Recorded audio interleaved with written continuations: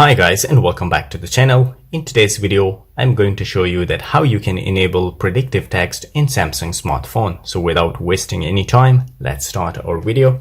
So guys, if you go to any chat, like it can be any chat application, WhatsApp, Messenger, or anything, and you need to type a message like I am typing right now.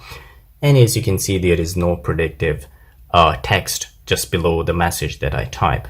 So if you enable predictive text, it will give you predictive words according to the conversation that you want to type. So how to enable that one? It's pretty easy. You can access the settings by just tapping on the setting icon here, and it will bring you directly here to Samsung keyboard.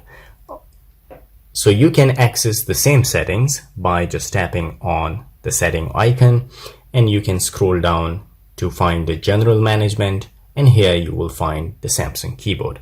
So you can access the setting by both ways, and here you will find predictive text. All you need to do is to enable that one. Once you enable predictive text, and as you can see, you can even enable the suggest emojis, suggest stickers while typing. You can even do that and it will suggest. I will come back to the text now, and I'm typing the same message now. As you can see, if I type hi, how, and then there is the predictive text down there, the next word should be R, so I can select it directly from here. No need to type it, so it will save you time.